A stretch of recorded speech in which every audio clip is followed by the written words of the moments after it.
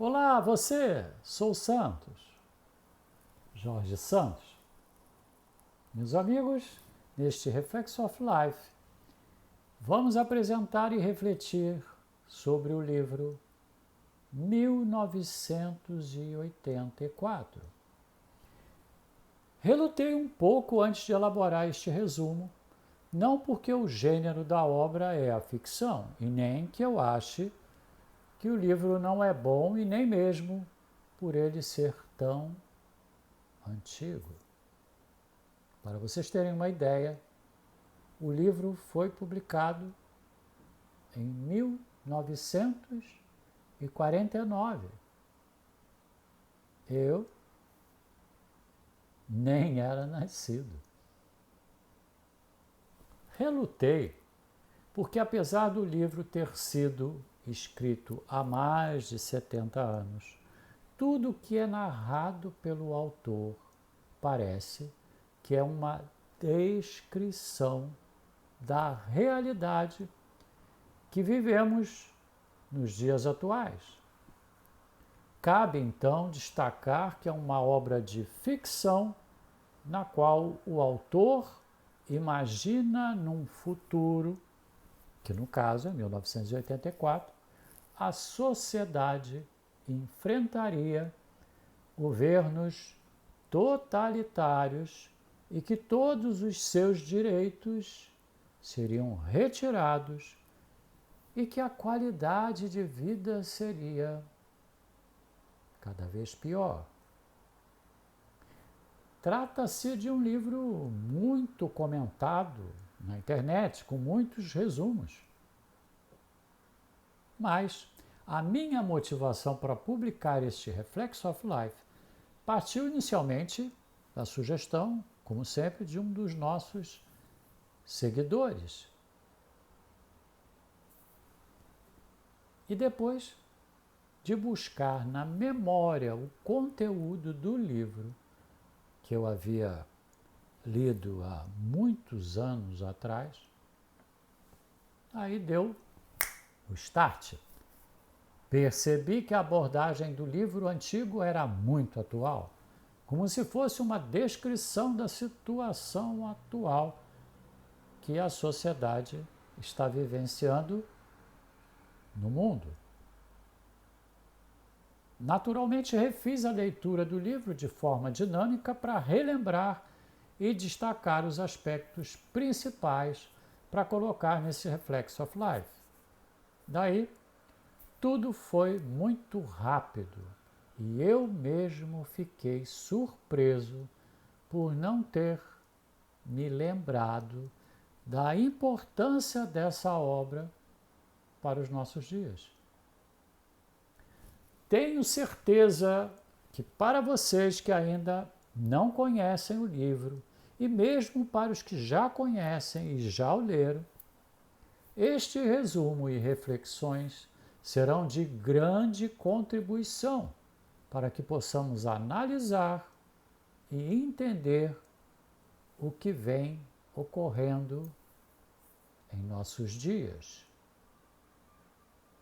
Nesta Reflex of Life, vamos apresentar e refletir sobre o livro 1984.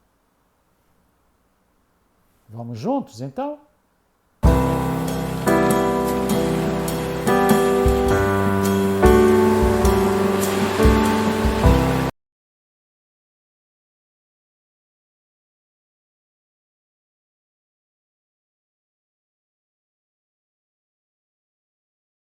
Meus amigos, 1984 é uma obra rara de ficção. Trata-se de um livro muito antigo, escrito em 1948 e publicado em 1949. Quando li 1984 pela primeira vez, nem me lembro direito, acho que há uns 30 anos atrás, apesar de ter gostado muito do livro, não dei tanta importância para o mesmo, talvez por não ter vivenciado a narrativa do livro. Vejam bem, eu fui criança e cresci na época do regime militar no Brasil. Mas quando eu já tinha discernimento na adolescência, eu não visualizava na prática do dia a dia as críticas feitas pelas pessoas contrárias ao regime. Para mim e para a minha geração, vivenciávamos um país em crescimento, com muitas oportunidades de trabalho e, naturalmente, crescimento profissional. Logicamente que nem tudo eram flores. Havia problemas também.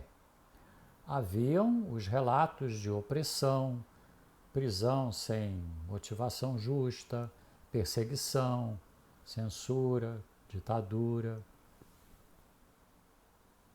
Independentemente de ser de esquerda, de direita, de centro ou não ser nada, é importante e indispensável que a democracia vigore, pois certamente ainda é a melhor forma para se conviver numa sociedade.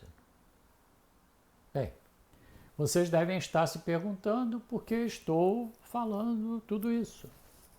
Pois é, o livro 1984 aborda justamente uma distopia, ou seja, num mundo imaginário no futuro, numa nação também imaginária, mas cuja capital é Londres, um regime político totalitário causa destruição e decadência de tudo nas cidades e na nação de forma geral, gerando fome, opressão, desemprego, truculência, violência, pobreza, terror aos cidadãos da nação. Certamente, por ter escrito o livro em 1948, o autor deve ter se inspirado nos regimes soviético e nazista, que o livro foi escrito no pós-guerra, né? Pós-segunda guerra. E ele deve ter se inspirado nisso para materializar a sua obra, mesmo ele tratando a capital, Londres. Bem, naturalmente, tive que fazer uma releitura para poder compor esse Reflex of Life.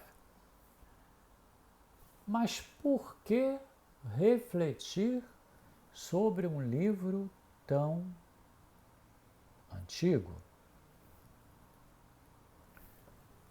Bom, primeiramente gostaria de agradecer ao nosso seguidor que sugeriu o resumo do livro e me despertou. Certamente, esse pedido me fez voltar a pensar no livro e nas reflexões sobre o mesmo, que acabam fazendo com que as distopias do autor sejam observadas em nossos tempos atuais. Muito bem, mas já falei muito. Vamos ao livro então. 1984 tem cerca de 320 a 408 páginas, variando de acordo com a edição, por conta da variação do formato, das dimensões do livro e também das inserções de comentários e reflexões de terceiros com relação ao conteúdo do livro. Trata-se de um best-seller traduzido e publicado em mais de 65 países, com mais de 30 milhões de exemplares vendidos em todo o mundo. O livro serviu de origem para 2 longas-metragens, uma minissérie, uma ópera e também várias historinhas em quadrinhos. Em 1999, a produtora holandesa Endemol passou a denominar o seu reality show como Big Brother, o mesmo Big Brother que a gente vê aqui.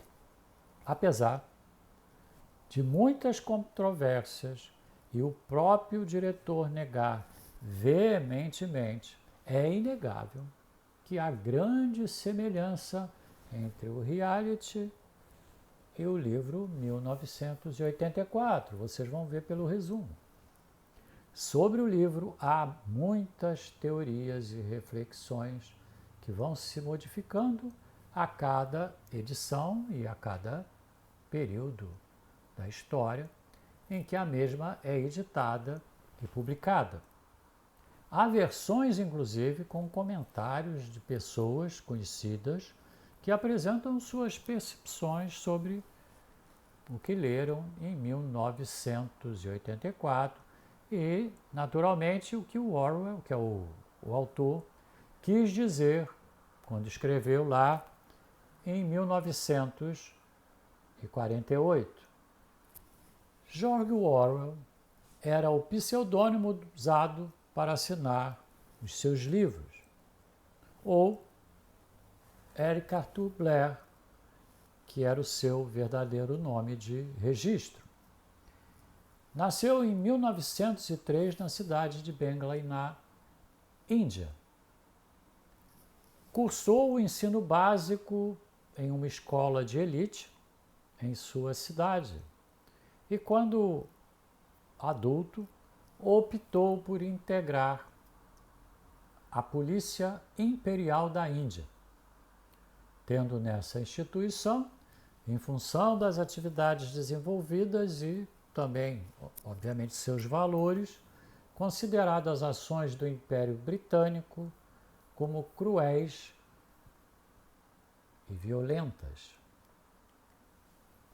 Decepcionado, deixa a polícia, vai para Londres e depois para Paris, passando a viver de forma alienada, com hábitos pouco convencionais, acompanhado de pessoas pouco conhecidas, errantes, aventureiros, envolvendo-se na vida artística, sem compromisso com o trabalho e o seu próprio sustento, chegando a ser adjetivado como um vagabundo sem rumo.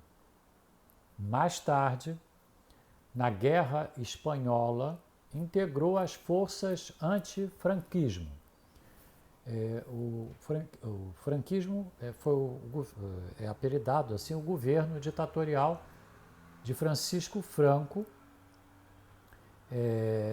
que após a guerra, que durou de 1936 a 1939, ele governou a Espanha até 1975. Na guerra, Orwell foi ferido no pescoço, ficando com uma sequela na sua voz que passou a ser propagada num tom bem baixo. Posteriormente, Orwell passou a exercer a profissão de jornalista político e escritor.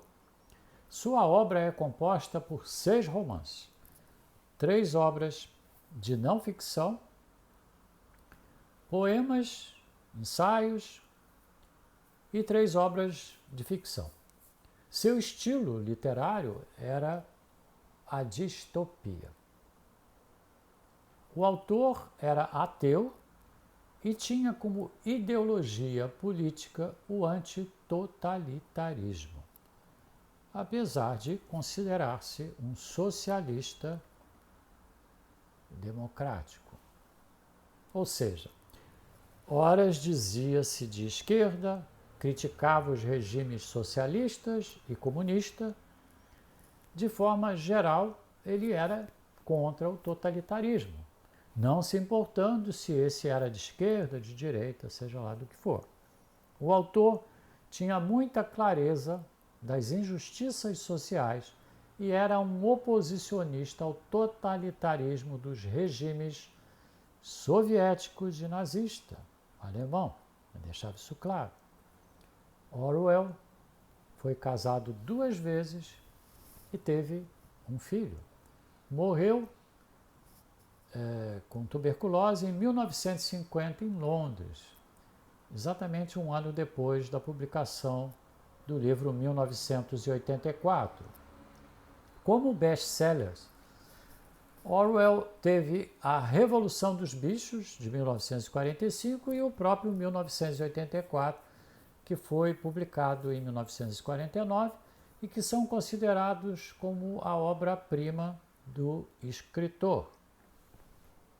O livro tem por objetivo descrever os métodos utilizados e os efeitos gerados por governos totalitários e opressores na vida dos cidadãos de forma geral, independentemente dos valores e crenças que cada uma dessas pessoas tenham ou venham a ter. O livro mostra as ações de um governo autoritário para demonstrar aos cidadãos que ele sempre age de forma correta e que defende os interesses de todos. Na narrativa do livro, somente vivem bem as pessoas que são ligadas ao partido e, assim mesmo, em cargos de liderança. Mesmo os demais membros do partido, que não são da liderança, da alta cúpula, são vigiados para que nunca sequer pensem em contradizer o partido. Neste cenário, todos são vigiados, ou para ser mais contundente, policiados pelo governo e também por todas as pessoas, uns vigiando os outros, inclusive, isso é incentivado, inclusive os filhos vigiando e denunciando seus próprios pais se esses esboçassem qualquer pensamento de discordância às ideias e ações do partido. Você diuturnamente é vigiado por um aparelho de TV e pelo Big Brother, que tudo vê e tudo sabe. Daqui a pouco falamos mais do Big Brother. Somente o partido é dono da verdade e a história é apagada, modificada em função dos interesses do partido.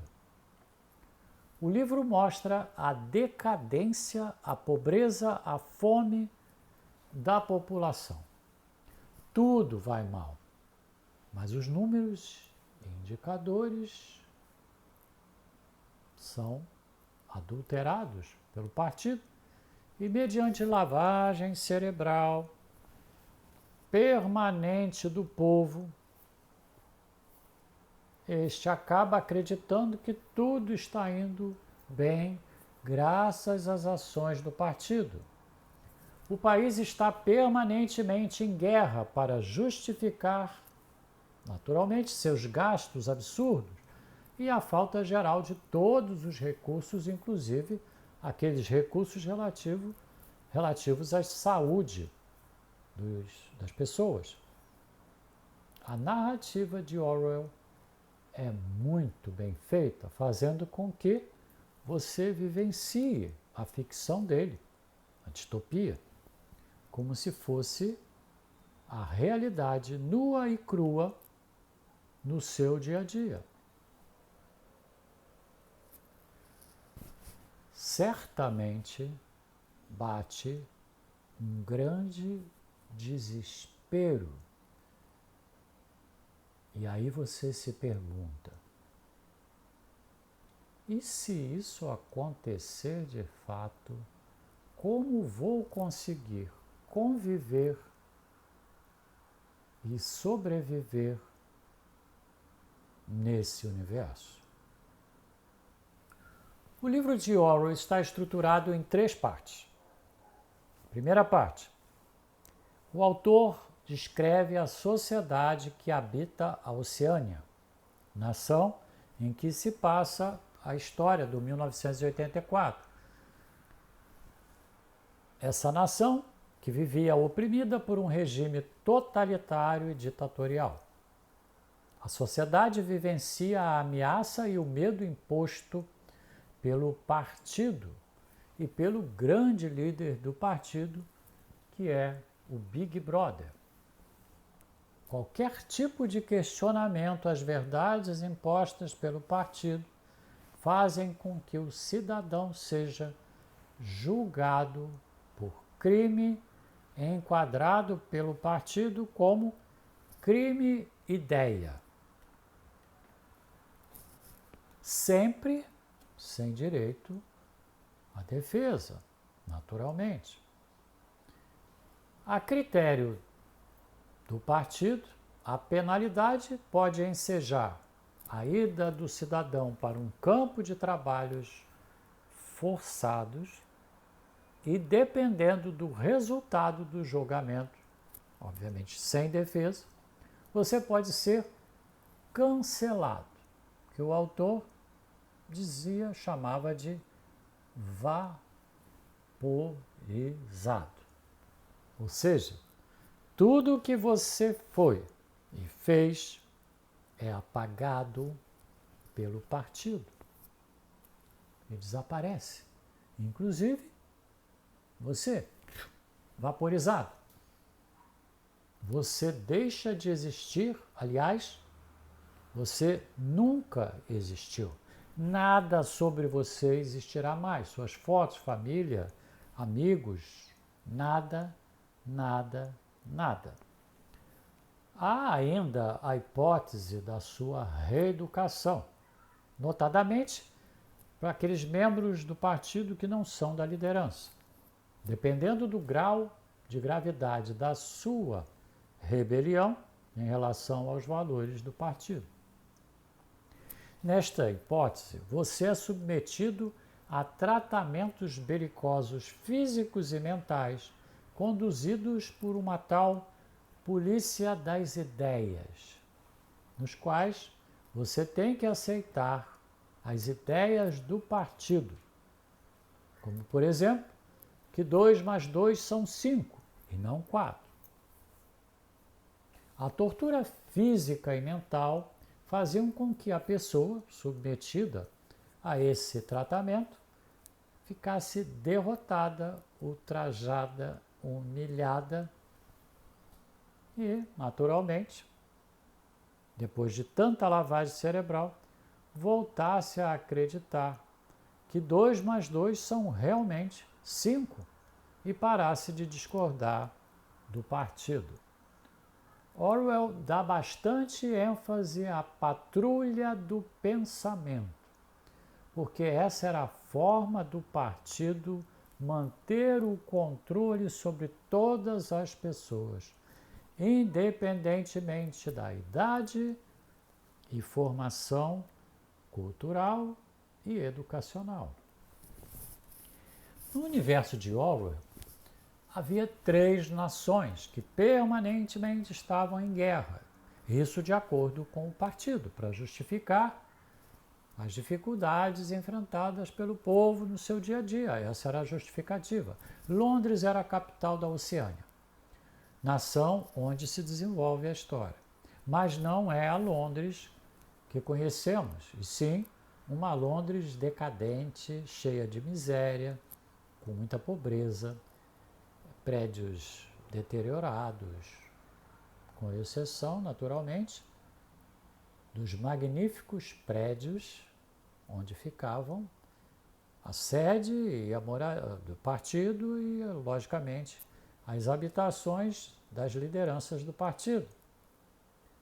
O partido era denominado como Ingsoc. A Oceânia era constituída pela Inglaterra, pelas Américas e pelo sul da África e Austrália. O outro país, segundo país da história, era a Eurásia. Era constituída pela Europa, exceção da Inglaterra e países do Reino Unido. Então era Europa e Rússia, com exceção do Reino Unido. E o terceiro país era a Lestásia, que era constituído pela China, Japão e parte da Índia. Os demais países que eu não citei formavam o território das constantes disputas, eram objetos de lutas permanentes e conquistas e perdas e reconquistas, etc. A Oceânia, objeto do livro, vivia em permanente guerra, horas com a Lestásia e horas com a Eurásia. Eram objetos de lutas frequentes e mudava de Lestásia para Eurásia em função, naturalmente, dos interesses de quem? Do partido. Por vezes ficava 2 anos em guerra com a Lestásia e depois o partido dizia, e as pessoas acreditavam, que a guerra nos últimos 2 anos era com a Eurásia e não com a Lestásia. Dependia do que o partido queria. Naturalmente, toda a história dos 2 anos de guerra com a Lestásia era habilmente apagada e reescrita, passando a ser com a Eurásia. Não tinha mais história. Fazia parte do partido membros externos e internos. Os internos era a cúpula, a grande cúpula do partido, a liderança, todos subordinados ao Big Brother, ricos, cheios de benefícios e regalias. E os externos, que eram cidadãos ordinários que serviam fielmente ao partido, mas não tinham benefícios, além de serem rigorosamente vigiados e impedidos de ter relacionamentos com o proletariado, com a prole, como eles chamavam. O Big Brother era o grande líder, temido por todos, porque ele sempre estava de olho, observando todos os passos de todas as pessoas em todos os lugares, nas 24 horas do dia. Para tanto, o partido utilizava as chamadas teletelas, que são instaladas nas ruas, nas casas, nos locais de trabalho, em todos os lugares. São instaladas de tal forma que você fica visível na teletela, em todos os lugares do ambiente em que você estiver, inclusive na sua casa. Você não consegue desligar a teletela, nem quando está dormindo. O Big Brother vigia até os seus sonhos e os seus pesadelos. O Big Brother, sempre endeusado na história, era um total desconhecido. As pessoas nem sabiam se ele existia de fato ou não, pois ele nunca aparecia. Mas a sua figura estava por todos os lugares com a advertência: o Big Brother está de olho em você. Para tanto, o partido, além de controlar os cidadãos fisicamente, eram também controladas as suas percepções, pensamentos e emoções, de forma que estes fossem adequados às diretrizes e vontades do partido. Um dos lemas do partido era: liberdade é escravidão. As pessoas não podiam ter amigos que vivenciassem o seu dia a dia. Não podiam namorar e se apaixonar. Os relacionamentos visavam somente a reprodução quando era interesse do partido. Orwell destacava que no governo totalitário da Oceânia, todas as mentiras inventadas e narradas, ou seja, as narrativas, a gente conhece bem esse termo hoje, né? Deveriam ser consideradas por todos como verdades absolutas.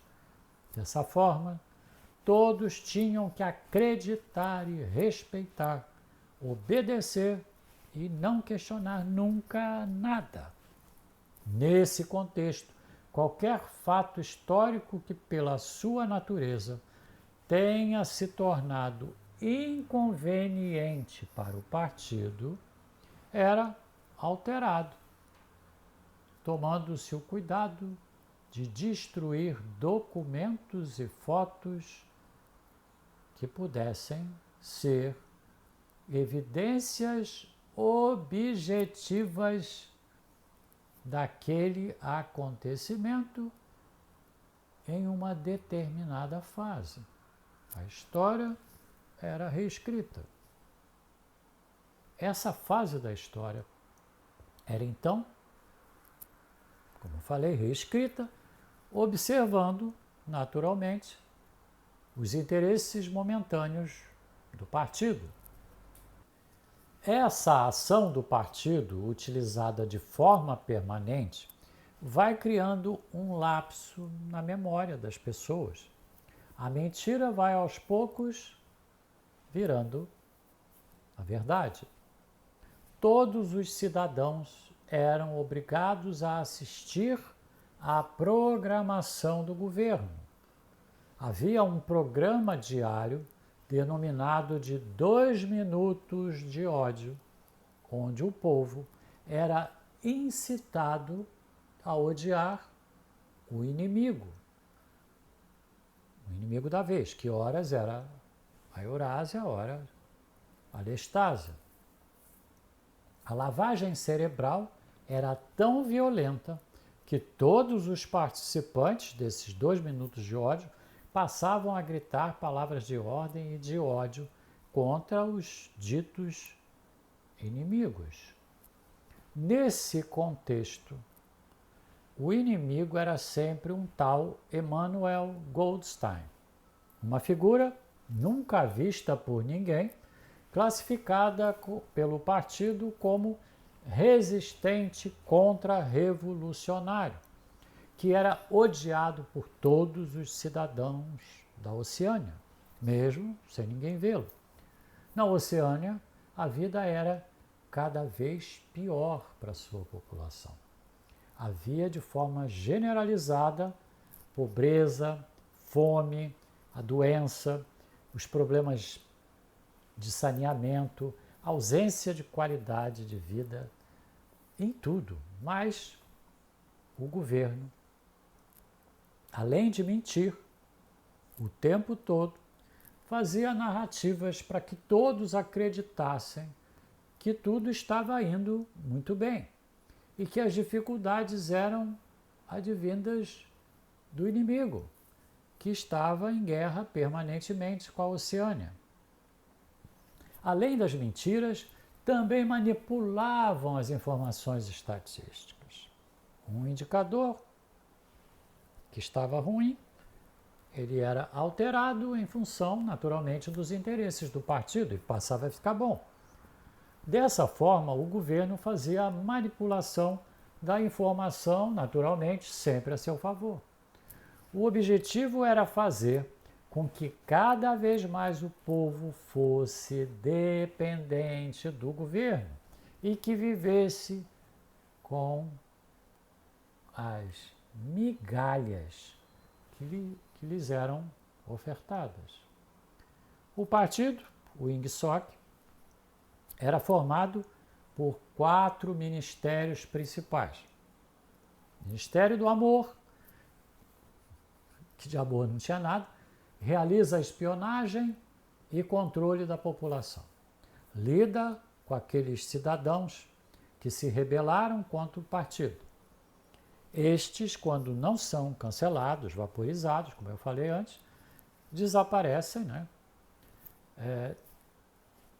são prisioneiros. E é o Ministério do Amor que lhe dá aqueles maus tratos que eu narrei antes, necessários para puni-los ou para recuperá-los, a lavagem cerebral. O segundo era o Ministério da Paz. Por incrível que pareça, o Ministério da Paz é quem cuidava das guerras com da Oceânia, com a Estásia ou com a Eurásia. Tratava permanentemente sobre o assunto e fazia os seus relatos, naturalmente. O terceiro era o Ministério da Plenitude ou da Fortuna, como eles chamavam. É o grande responsável pela produção e pela economia da Oceânia. Gerencia a produção de produtos em geral a serem consumidos pela população. Todos, de forma geral, de péssima qualidade. E o quarto ministério importante era o Ministério da Verdade. Sabe o que ele fazia? Ele administrava e disseminava a informação para todos os cidadãos da Oceânia. Este ministério é que produzia a notícia, conforme os interesses do partido. E era também quem alterava a história, lembra que apagava a história e modificava? Para que a realidade do passado não contaminasse os cidadãos do presente. O autor apresenta o personagem principal do seu livro. Trata-se de Winston Smith, que era um membro externo do partido e trabalhava no Ministério da Verdade, no Departamento de Controle do Passado. O trabalho de Winston era reescrever o passado, introduzindo o conteúdo e a versão deliberada pelo partido. Ou seja, os fatos históricos eram redefinidos à luz dos interesses do partido. Os principais lemas do partido eram: guerra é paz, liberdade é escravidão e ignorância é força. Guerra é paz, liberdade é escravidão e ignorância é força. Crime, ideia, não acarreta a morte. A crime-ideia é a morte. Lembra da crime-ideia, que era o crime de questionar os valores do partido, as ideias do partido. Outro lema: quem controla o passado controla o futuro. Quem controla o presente controla o passado. Havia boatos de que algumas pessoas reativas às ideias do partido, eles eram chamados de dissidentes, promoviam ações para questionar e destruir a imagem do partido. Como tudo era controlado e a informação era controlada e manipulada pelo governo, não havia como saber se esse movimento de dissidentes, como eles chamavam, existia ou não. Para tornar as pessoas cada vez mais alienadas, o governo criou uma nova língua, denominada de novilíngua. Novilíngua. Nessa novilíngua, ou nova língua, o vocabulário foi drasticamente reduzido. A ideia era evitar a expressão detalhada por parte das pessoas, notadamente em relação a emoções e sentimentos. Então, chegamos na segunda parte do livro.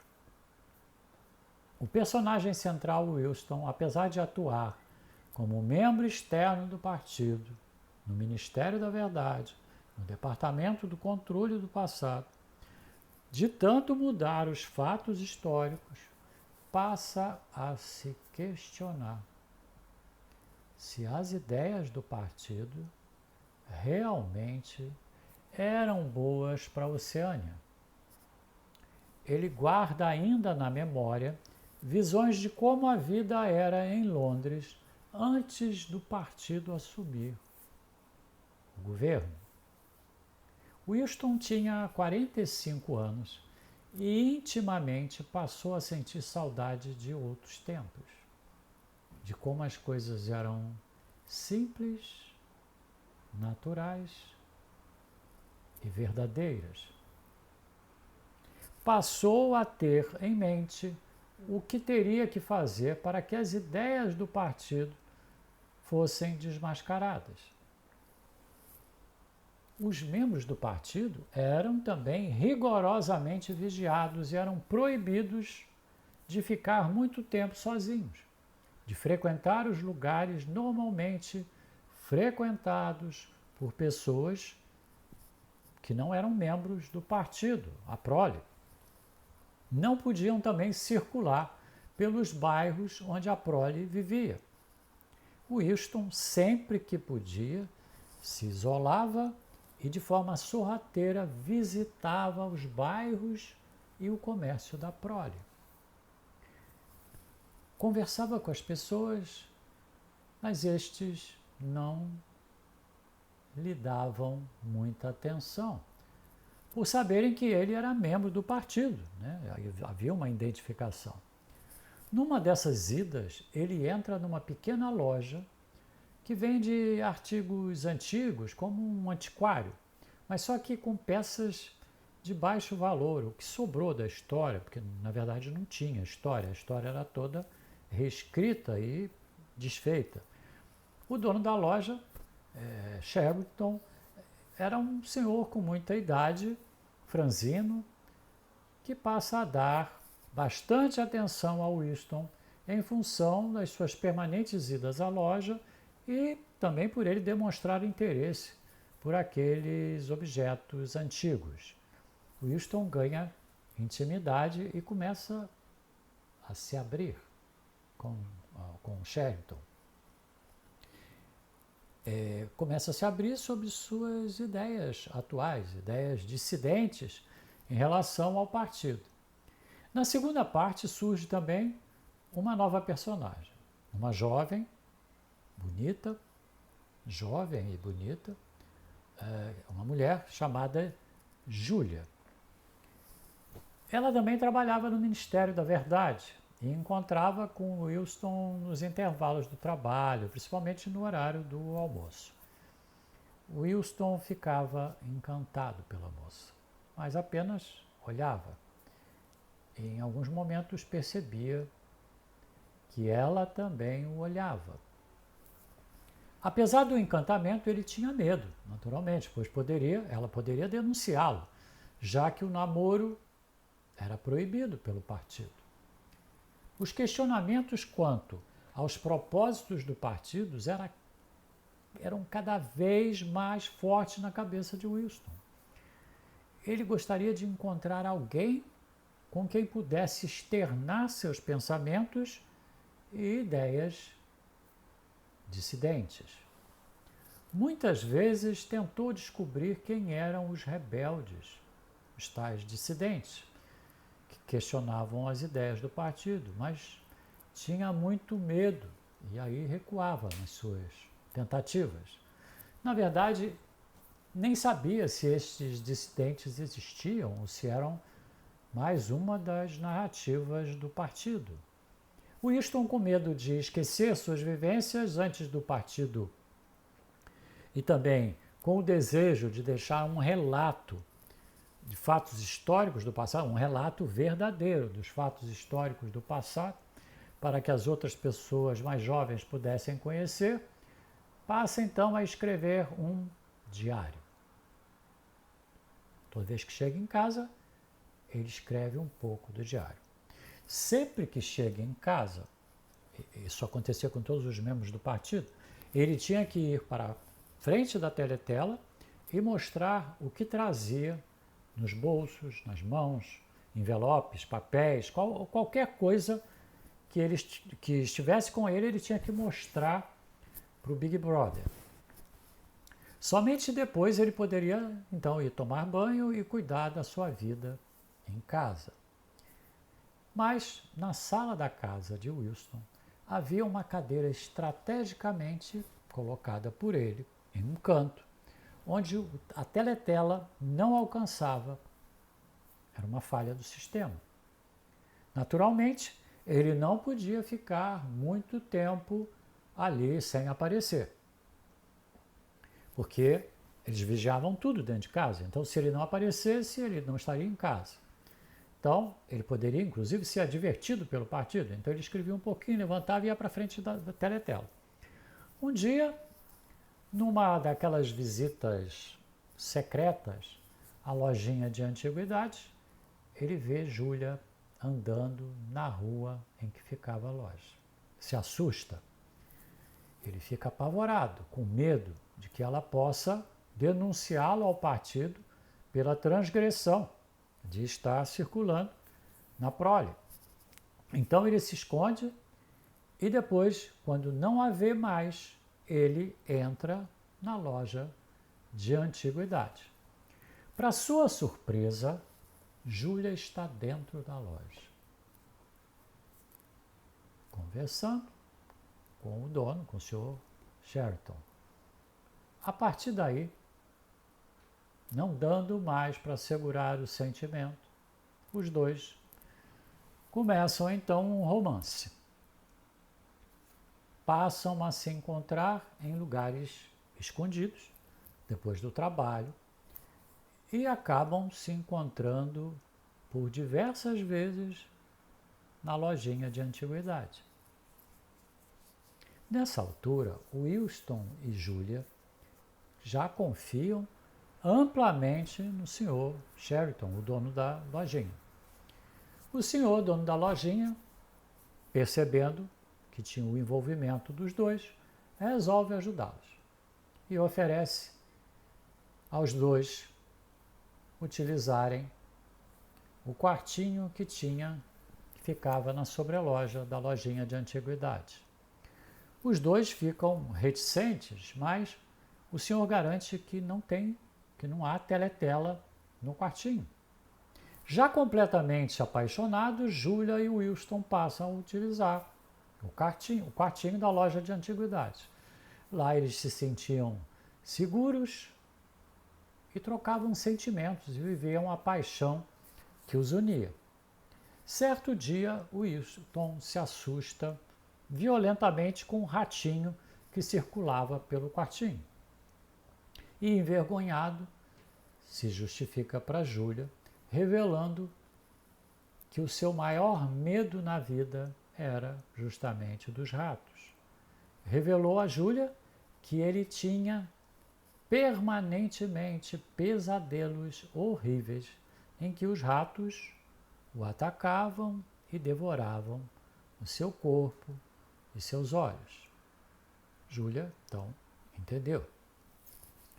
Muito bem, apesar de não poder confiar em ninguém, pois todos faziam questão de denunciar qualquer sintoma de reação às verdades do partido, Wilson passou a observar um membro do partido cujo cargo era do alto escalão do partido interno. Que essa pessoa era muito atenciosa com ele e certa vez lhe ofereceu ajuda quando fosse necessário. Este homem se chamava O'Brien. Cada vez mais apaixonado por Júlia e tendo também cada vez mais motivação para lutar contra o partido, Wilson resolve, então, que deve procurar O'Brien, pois imagina que este comunga das mesmas ideias que ele no que diz respeito ao partido.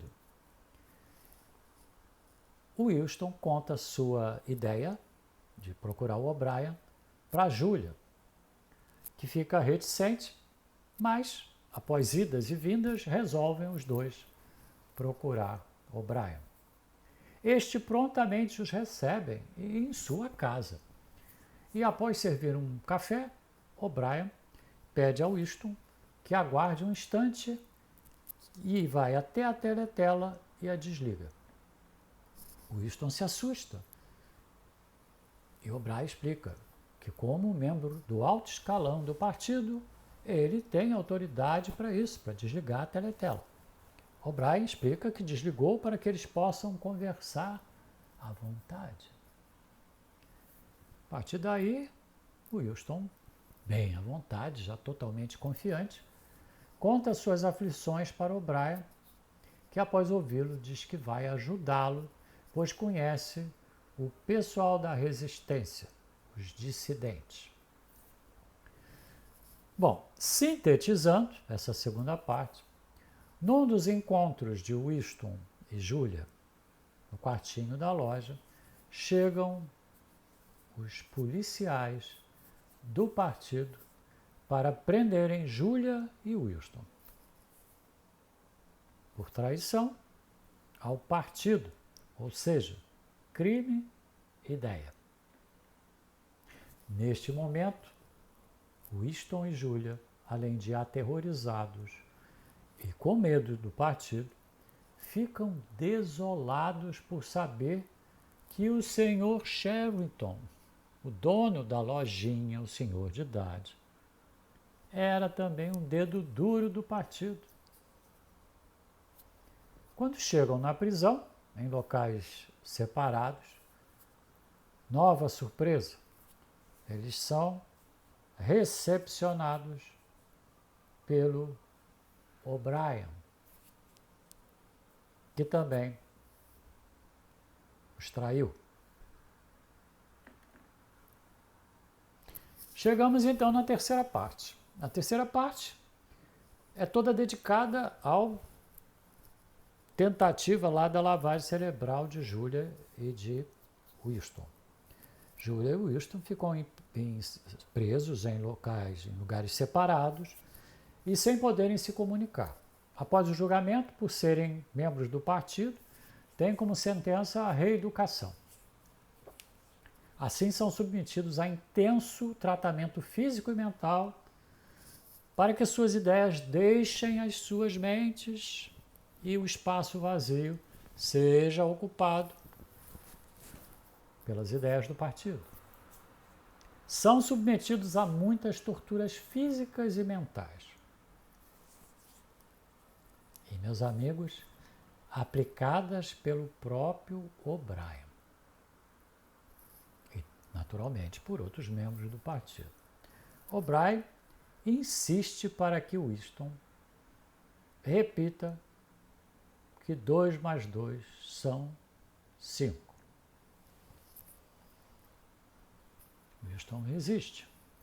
A tortura física e mental faziam com que a pessoa, derrotada, ultrajada e humilhada, voltasse a acreditar que 2 mais 2 são realmente 5. Isso significava que a reeducação, a lavagem cerebral, tinha dado certo. Winston, já completamente debilitado pela fome e tratamento de choque recebido, persiste tentando manter a sua integridade e repete: 2 mais 2 são 4. Outra coisa que o O'Brien, além disso tudo que ele já fazia com Winston, faz é tentar fazer com que o Winston acuse Julia pelos crimes contra o partido, a crime-ideia. Mas o Winston resiste e diz que somente ele era contra o partido e que Julia era inocente, lógico, era sua amada, ele estava tentando proteger Julia. Como um golpe derradeiro, após muitas sessões de violência e agressão, O'Brien coloca então a cabeça de Winston dentro de uma gaiola que tem 2 compartimentos.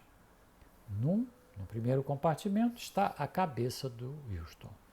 No outro, dezenas de ratos. Ratos. O'Brien diz então no ouvido do aterrorizado Wilson: os ratos estão famintos. E quando eu abrir a portinhola que separam as duas partes da gaiola, os ratos vão comer seus olhos, sua bochecha, sua língua. Ou seja, mesmo no quartinho, quando se encontravam no seu romance, Wilson e Julia estavam também sendo observados o tempo todo. Por isso, O'Brien sabia que o maior medo de Wilson eram os ratos, e esse era o golpe derradeiro. Wilson tentou resistir, mas, aterrorizado pelos ratos e pelas constantes ameaças de O'Brien de abrir a portinhola,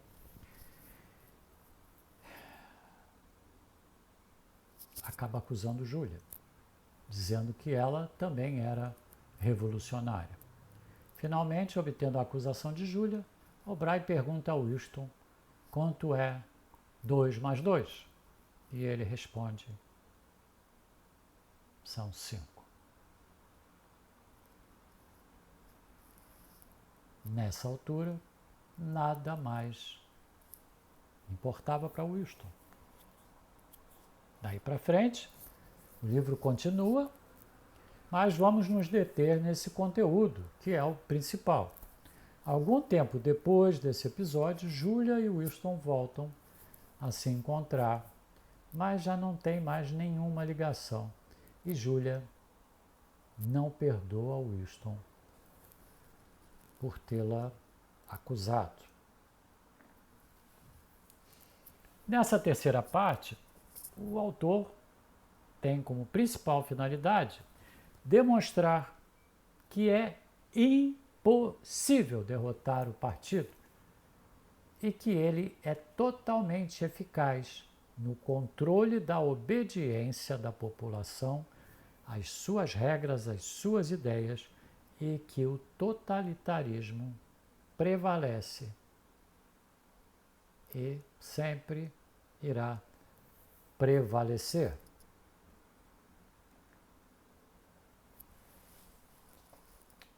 Muito bem. Vamos então agora passar às minhas reflexões sobre o conteúdo. Eu separei 6 aspectos, né, de todo o conteúdo para apresentar para vocês. Muito bem. Minha primeira reflexão é: que loucura, né? Que loucura é essa, gente? É loucura, né? Será que Orwell foi um guru? Uma mãe de Ná? E previu em 1948 o que aconteceria agora no mundo todo, em nossos dias? Fica até difícil fazer a reflexão, porque do jeito que estamos e que as coisas estão, tudo o que eu disser poderá ser usado contra mim. Dessa forma, quero esclarecer que eu não sou o autor do livro. Eu simplesmente estou fazendo o Reflex of Life do canal Promoqual Vida. As ideias não são minhas e fazem parte da ficção escrita pelo Orwell. Faço a seguir as reflexões sobre aquilo que Orwell eternizou em seu livro, há mais de 70 anos, destacando fatos do nosso dia a dia para que os nossos espectadores e seguidores possam fazer suas reflexões e tirar suas próprias conclusões, não as minhas conclusões. Isso é muito importante. Vou destacar aqui aspectos do livro que vocês devem atentar e refletir.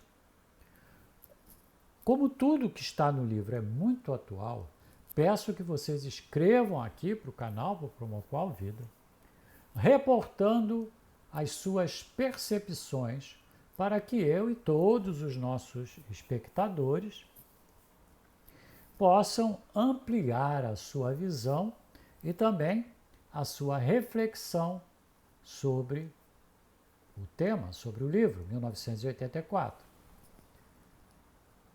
Bom, vamos lá. Aspecto 1.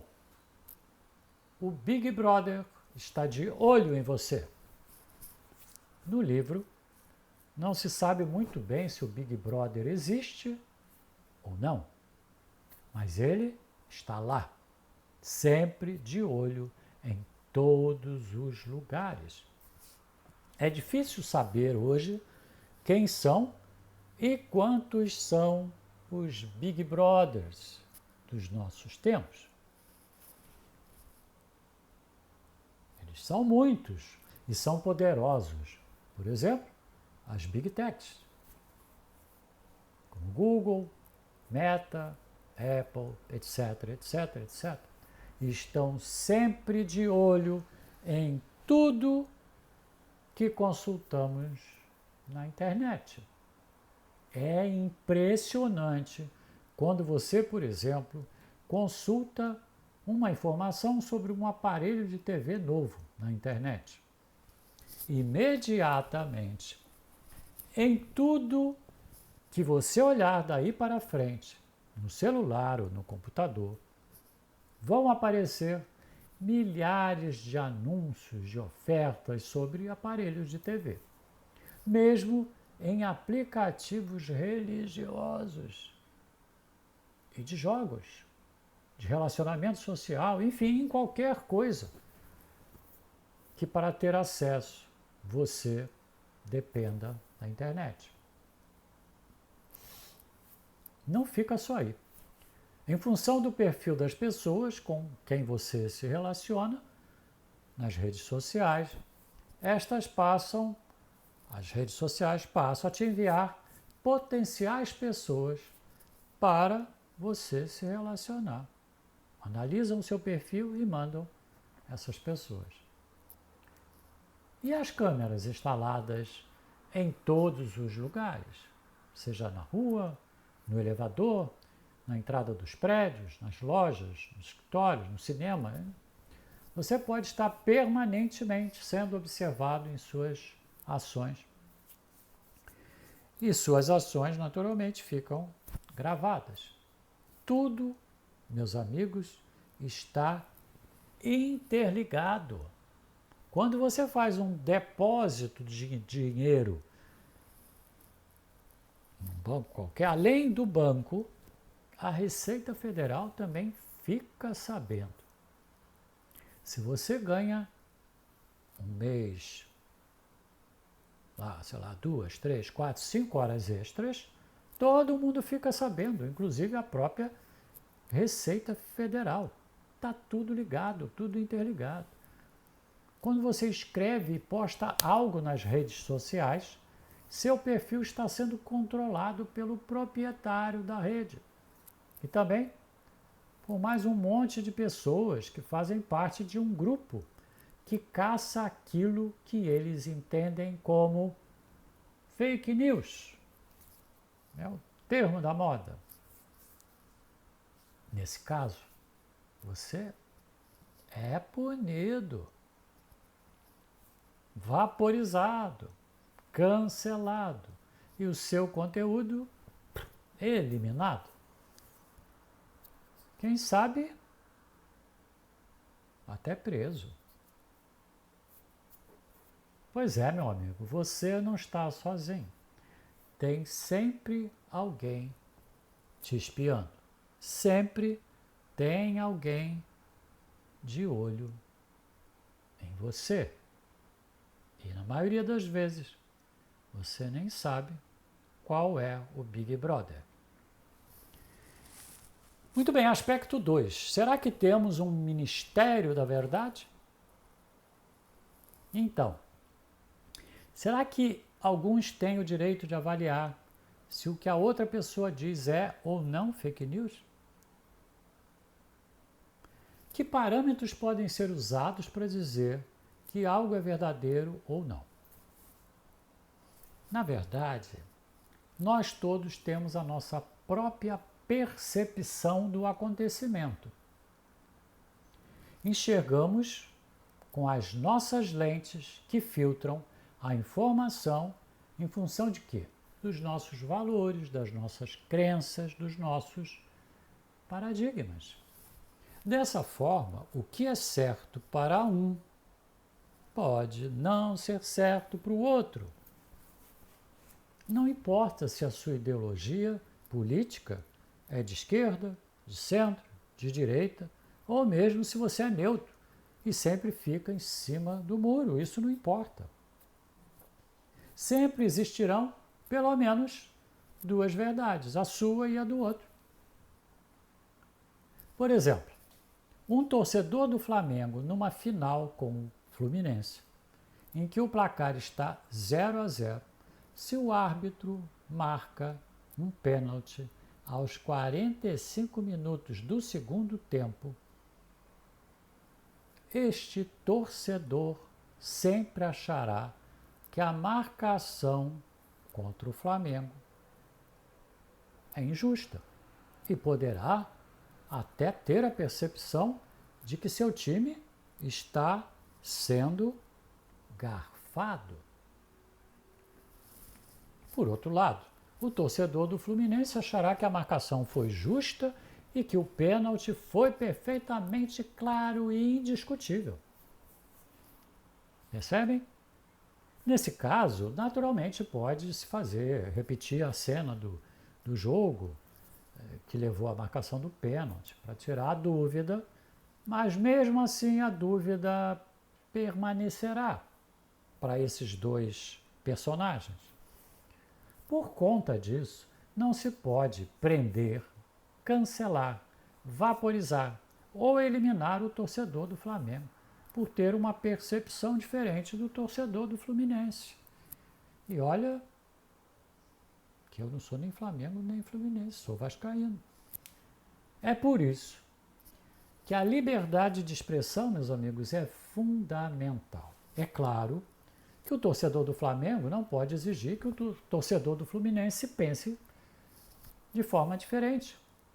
É claro que se houver ofensa, agressão ou algo fora das regras de convivência normal na sociedade, essas pessoas devem ser punidas. Mas não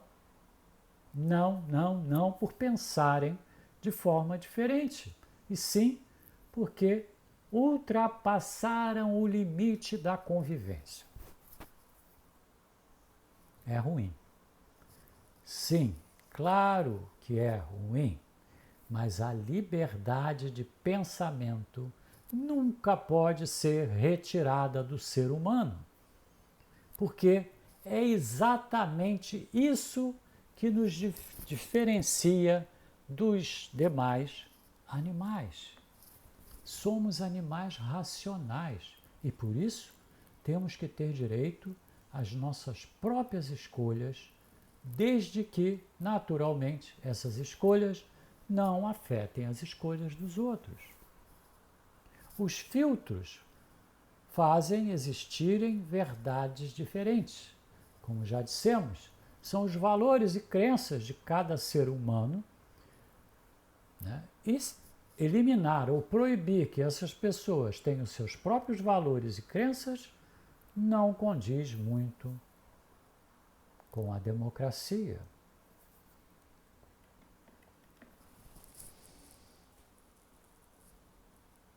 Muito bem, aspecto 3.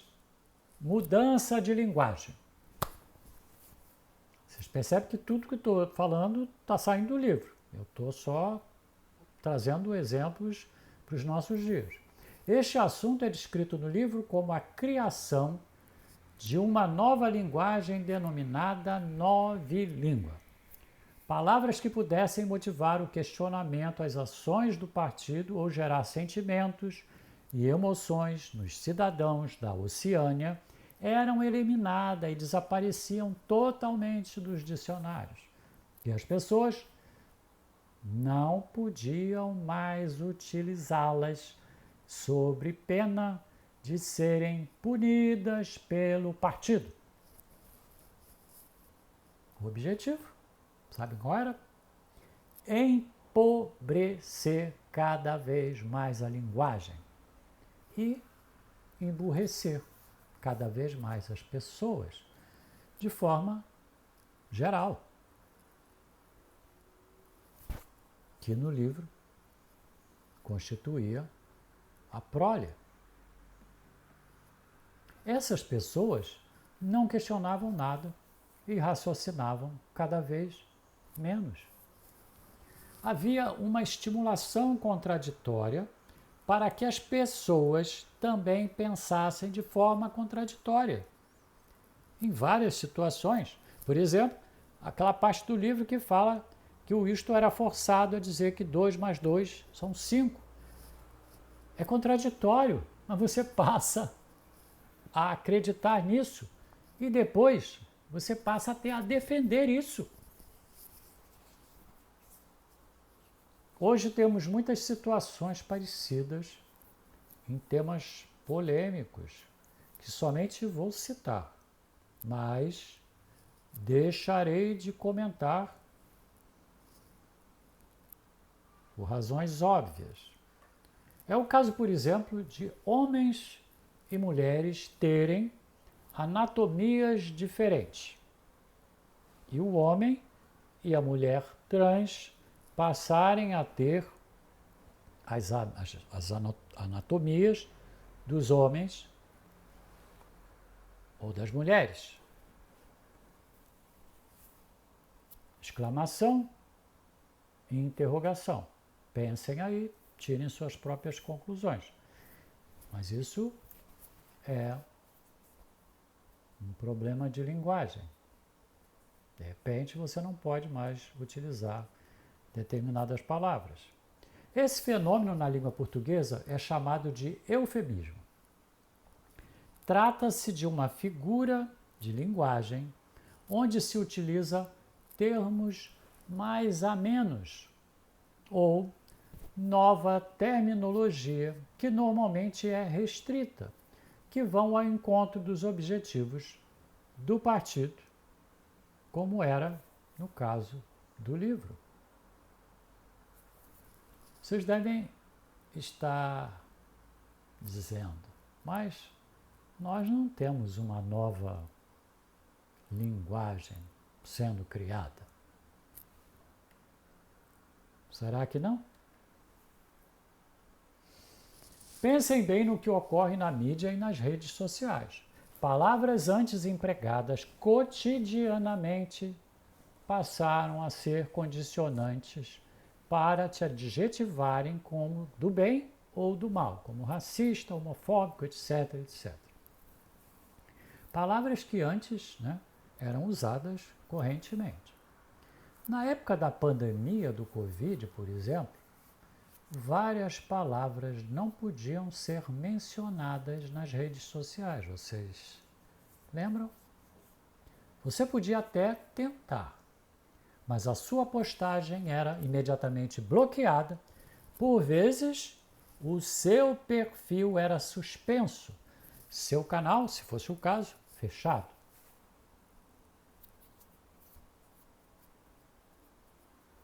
O quê? Vocês querem saber quais eram as palavras?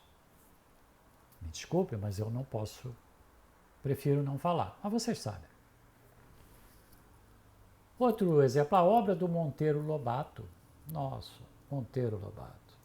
Muitas pessoas na sua infância tiveram esse hábito de leitura, que foi se perdendo aos poucos. Monteiro Lobato é um exemplo dessa ação de censura. Ele nasceu em 1882 e morreu em 1948. Que coincidência! Mesmo ano que Orwell escreveu 1984. Por que será? É coincidência, né? Deve ser.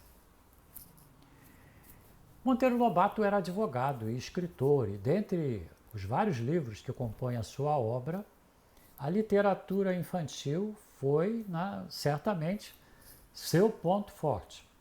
Monteiro Lobato foi considerado como responsável por introduzir nas crianças, no mundo da literatura, como as crianças passaram a ler, tiveram interesse pela leitura, porque ele utilizava uma linguagem muito simples, né, muito acessível e muito lúdica, e que as crianças gostavam muito. Seus livros foram escritos e publicados nas décadas de 20 e 40. Imagina quanto tempo atrás.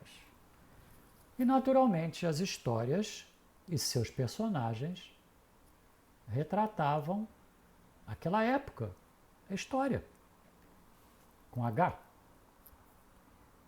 Hoje, o escritor Monteiro Lobato é tratado como um racista e favorável à escravidão. Em 2021, a bisneta de Monteiro Lobato, Cléo Monteiro Lobato, fez uma adequação aos dias atuais na obra Reinações de Narizinho e publicou em 2021. Foram retiradas do livro todas as citações consideradas por ela e também por um monte de gente da sociedade em geral como palavras ou situações racistas.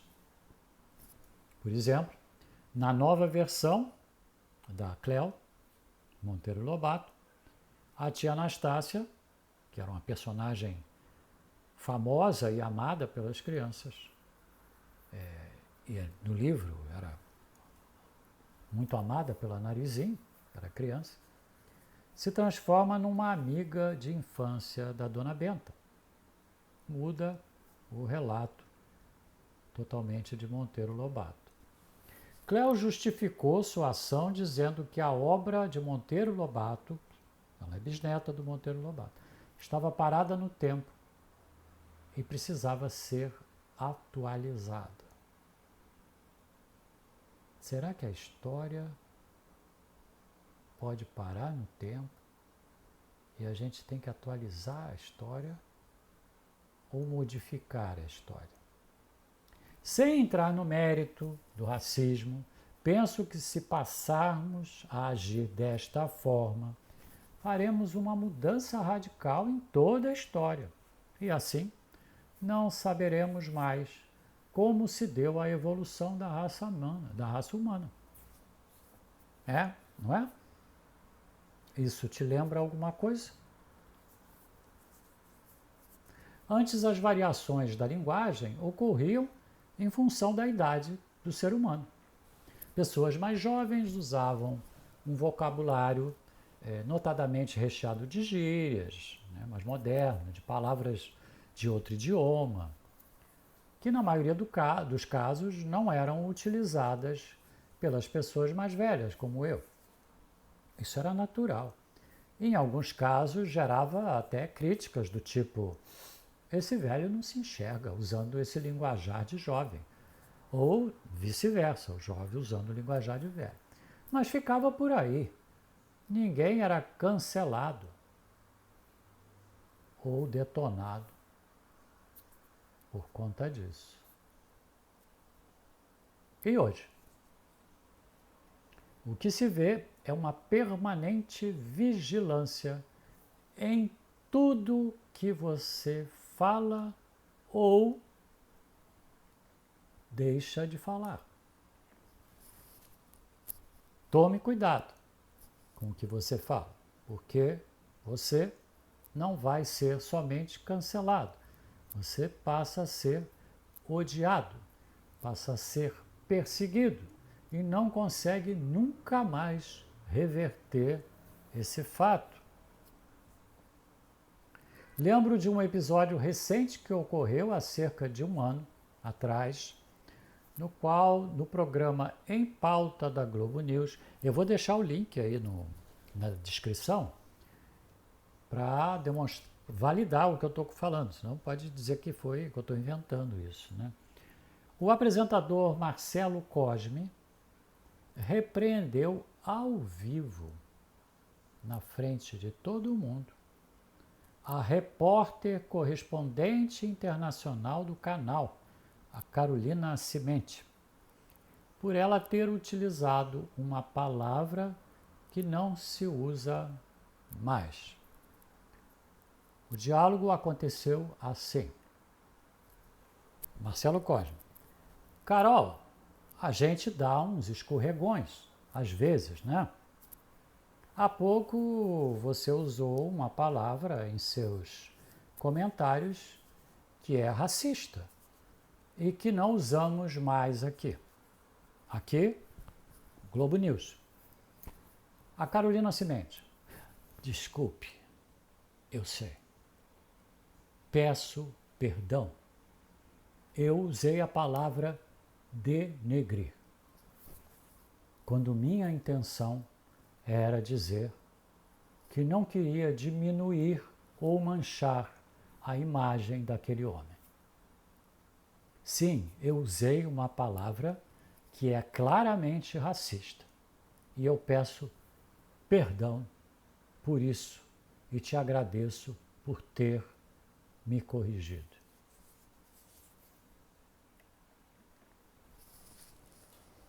Complicado, né? As coisas vão se complicando cada vez mais. E isso vai fazendo com que você fique cada vez mais em seu quadrado e não conteste mais nada, mesmo se na sua percepção não estiver correto. Ok, aspecto 4. Verdade? É verdade ou é mentira? Há pouco, no aspecto 2, eu citei o exemplo do torcedor fanático do Flamengo e torcedor fanático do Fluminense, lembram? Neste aspecto 4, quero ampliar a nossa reflexão agora considerando o radicalismo das nossas ideias. O radicalismo na forma de pensar e enxergar as ocorrências passa a ser ditado por suas convicções, crenças e valores, como eu falei antes.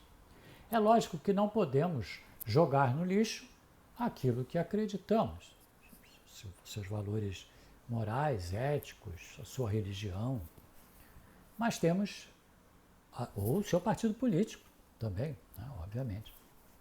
Mas temos que tomar cuidado para não nos tornarmos radicais e passar a achar que a verdade sempre é a nossa, ou seja, somos os donos da verdade. Naturalmente, o radicalismo evolui na medida em que você acredita tanto num determinado lado.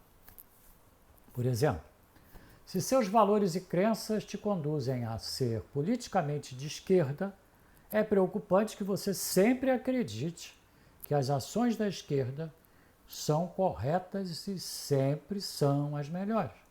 Da mesma forma, se você é da direita, ou se você é do centro, ou se você não é, enfim. É o radicalismo. Vivemos atualmente em nosso país um radicalismo na forma de pensar e agir.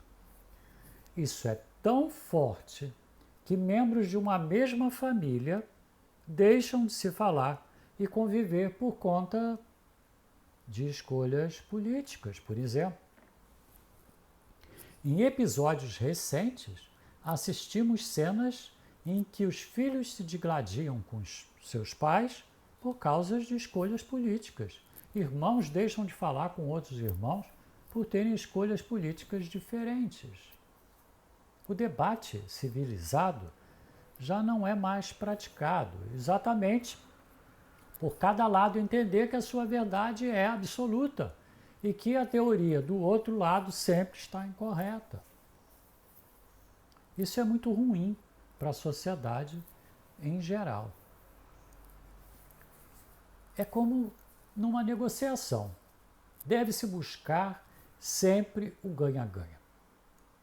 e nunca o ganha-perde. Sempre é possível encontrar um denominador comum onde todos ganham, mesmo que uns ganhem mais e outros um pouco menos. Mas no ganha-perde, o perdedor nunca irá conseguir conviver com a derrota e estará sempre buscando formas de recuperar aquilo que foi perdido. Por outro lado, o vencedor se julga tão forte por ter vencido que, de forma geral, passa a perseguir o perdedor para puni-lo de alguma forma. É o que chamamos de vingança. É necessário que haja o bom senso e que sempre nos questionemos se há alguma possibilidade de estarmos errados. Naturalmente, também precisamos verificar se conseguiríamos conviver com aquela decisão. Senão, puxa teu barco e sai fora. Sem entrar no mérito desse pensamento, mas vou provocar a reflexão de vocês para um assunto amplamente discutido nos últimos dias, cuja decisão é bastante complexa e temerária. As mesmas pessoas que defendem a Lei 9.605 de 98, essa lei ela define como um crime ambiental, e portanto um crime ambiental, todos os crimes ambientais são inafiançáveis, né? Com penas que podem chegar até 2 anos, lá tem uma coisa, não vamos entrar nesse mérito, de reclusão. A destruição, o crime ambiental é a destruição de um ovo de tartaruga marinha.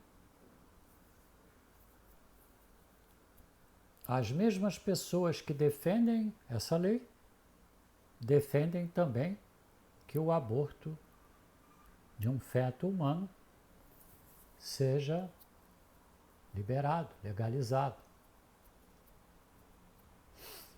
Claro que sempre existem argumentos para validar suas formas de pensamento.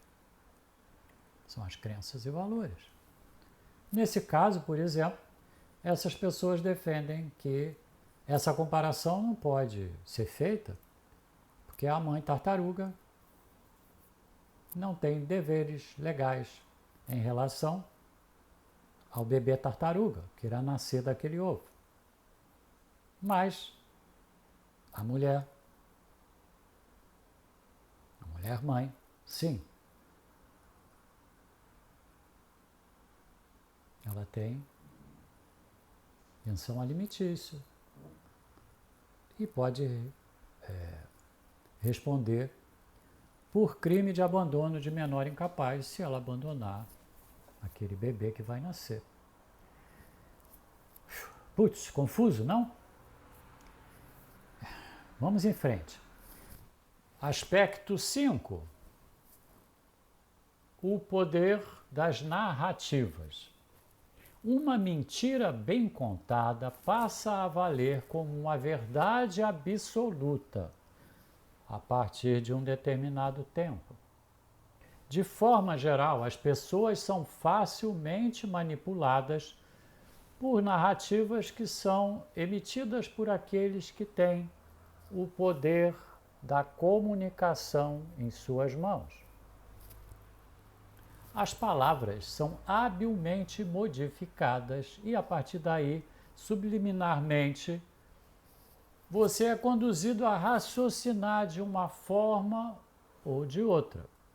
Por isso, temos que ter muito cuidado com o que ouvimos e sempre realizar uma análise crítica para não embarcar em canoas furadas. Vou dar um exemplo para vocês possam entender o poder das narrativas. No episódio recente de ataques do grupo Hamas a Israel, observei em mídias distintas, TV, jornal, etc., não vou identificá-las, as seguintes chamadas para o fato. Primeira, Israel desfere ataque violento sobre a faixa de Gaza, não proporcional aos ataques do grupo Hamas ao seu território. Essa é a primeira narrativa. Segunda, Israel reage aos ataques do grupo Hamas e ataca a faixa de Gaza. Terceira, ataques terroristas do Hamas matam centenas de pessoas, inclusive crianças, em território de Israel, e este desfere reação atacando a faixa de Gaza.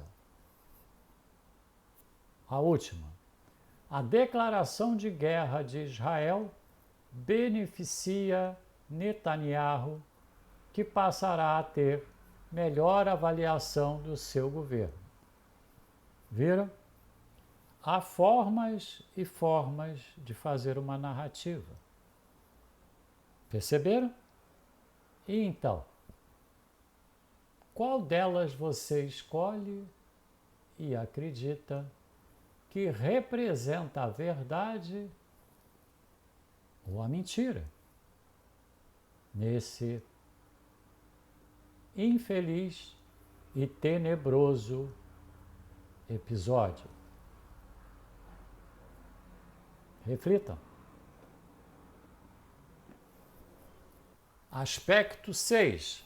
Pensar é crime. Orwell aborda no livro a polícia do pensamento e os crimes de pensamento que são rigorosamente punidos, no livro 1984. Essa é uma forma sui generis de fazer com que toda uma sociedade passe a pensar sempre do mesmo jeito, acreditando que tudo que o partido faz está correto e é a melhor forma para proteger quem? Os cidadãos de Oceânia. No livro, você não pode ter pensamentos antagônicos àqueles apresentados pelo partido que é o dono da verdade.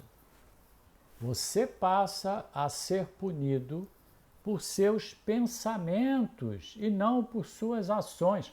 Pensamentos e não ações. Dessa forma, se você, por exemplo, criticar as deliberações de um político, de um juiz ou de uma instituição pública ou privada, ou de um partido político, ou ainda criticar as falas de um artista, um influenciador, ou seja, qualquer pessoa que tem o poder da comunicação nas mãos. Sim, você será punido. Não se trata somente de ter ou não liberdade de expressão. Seus pensamentos são rigorosamente controlados e qualquer desalinhamento com as ideias mandatórias fazem com que você seja julgado sem direito à defesa e condenado, seja com penas leves ou com penas rigorosíssimas. Ponto. Parada para pensar. O que é que vocês acham? Muito bem. Então, você já leu o livro?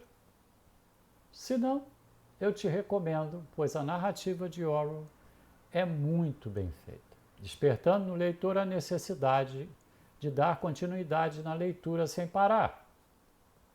Se sim, se você já leu, o que você achou?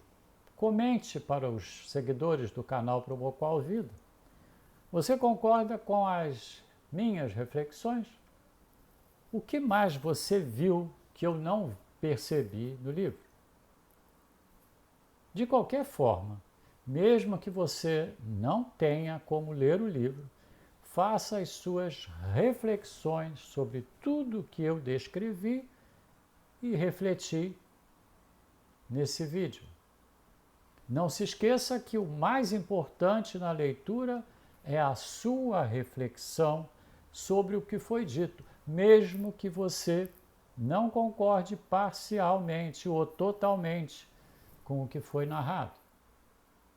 Somente o fato de refletir sobre o tema, isso faz você crescer e se desenvolver como ser humano, e não acreditar em tudo que escuta. Para facilitar a sua reflexão, considere os 6 aspectos que fizeram parte da minha reflexão. Avalie o quanto você percebe do livro 1984 como ficção ou como realidade. Muito bem, concluímos. Então, o que você achou desse Reflex of Life? Te ajudou? Se sim, curta, clica na mãozinha com o dedo para cima e emita um comentário. Estamos sempre atentos para atender os seus comentários e solicitações. Todas as semanas, novos vídeos são publicados no Promoqual Vida. Se inscreva no canal e acione o sininho para ficar ciente da nossa programação. Obrigado por você ter estado aqui. Grande abraço. Saúde!